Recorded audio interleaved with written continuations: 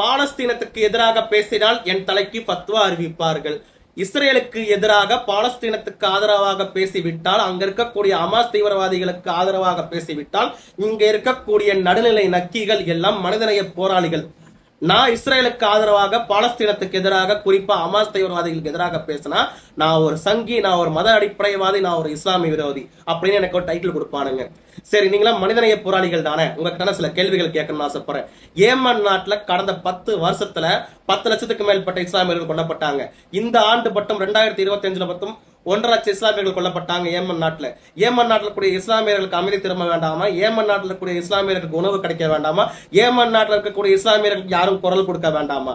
Syria நாட்டுல இந்த வருஷத்துக்கு மட்டும் 3 லட்சத்துக்கு மேல இஸ்லாமியர்கள் கொல்லப்பட்டாங்க சிரியால இருக்கக்கூடியவர்களுக்கு அமைதி திரும்ப வேண்டாமா? சிரியால இருக்கக்கூடியவர்களுக்கு உணவு கிடைக்க வேண்டாமா? சிரியால இருக்கக்கூடியவர்களை பத்தி யாரும் பேச வேண்டாமா?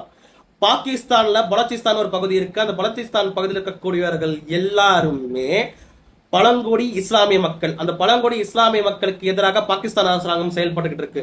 அங்க இருக்கக்கூடிய மக்கள் வஞ்சிக்கப்பட்டுக்கிட்டு இருக்காங்க பலூச்சிஸ்தான்ல. அவங்களுக்கு ஆதரவா எவனாச்சும் குரல் கொடுத்திருப்பான்? இதனால் வரைக்கும் குரல் கொடுத்திருக்கவே மாட்டான். சரி, அதையும் விடு. ஆப்கானிஸ்தான்ல இருக்கக்கூடிய இஸ்லாமிய பெண்களோட கல்வி மறுக்கப்பட்டுக்கிட்டு இருக்கு தாலிபான்களால. அதுக்கு எதிராக இவங்களால ஏதாச்சும் பேச முடியுமா? அங்க இருக்கக்கூடிய பெண்களுக்கு ஆதரவாக இவங்களால ஏதாச்சும் பேச முடியுமா? பேச மாட்டானுங்க. சரி, ஆப்பிரிக்கன் காண்டினென்ட்ல சூடான் எனக்கூடிய ஒரு நாடு இருக்கு. அந்த சூடான் நாட்டில் கூடிய இஸ்லாமியர்கள் வஞ்சிக்கப்பட்டுக்கிட்டு இருந்தாங்க. அவங்களுக்கு ஆதரவா எவனாச்சும் பேசினானா? பேச கிடையாது. பாலஸ்தீனத்துல இருக்கிறவங்க மட்டும்தான் இஸ்லாமியர்கள் அவங்க கண்ணுக்கு. சரி, இந்தோனேசியான்னு ஒரு நாடு இருக்கு. அந்த நாட்டோட அதிபர் என்ன தெரியுமா சொல்லியிருக்காரு? ஏன் இந்தோனேசியாவை சொல்றேன்னா, இந்தோனேசியாவில் தான் அதிகப்படியான இஸ்லாமியர்கள் வாழ்ந்துகிட்டு இருக்காங்க. அந்த நாட்டோட அதிபர் இன்னைக்கு 24ஆம் செப்டம்பர் என்ன தெரியுமா சொல்றாரு?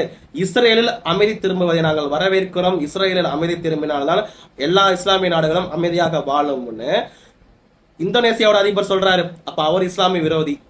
ஏன் இஸ்லாமியருக்கு ஆதரவாக செயல்படக்கூடிய அனைத்து மக்களுக்கு சில கேள்விகள் கேட்கிறேன். இந்தியாவில நீங்க தான் மனிதநேய போராளிகள் சொல்லிக்கிறீங்கல்ல, நீங்களாம் ஏன் நான் சொன்ன நாட்டில் இருக்கக்கூடிய இஸ்லாமியருக்கு ஆதரவா பேச மாட்டேங்கிறீங்க? அங்க இருக்கிறவங்களா செத்தவங்க கண்ணுக்கு தெரியாதா? நீங்க ஒரு ப்ரொபகண்டாக்காக இஸ்ரேலுக்கு எதிராக பேசும் பொழுது என் நாட்டின் தொழனாக கூடிய இஸ்ரேலுக்கு நான் ஆதரவாக பேசுவேன். லாங் லாங் லீவ் இஸ்ரேல் நான் பதிலுக்கு சொல்லுவேன். லாங் லாங் இஸ்ரேல் மீண்டும் மீண்டும் சொல்லுவேன். இப்போ சொல்லுவேன், நான் ஹமாஸுக்கு எதிராக பேசிக்கொண்டுதான் இருப்பேன். நீங்க ஃபத்வா அறிவி, எது வேணாலும் அறிவி.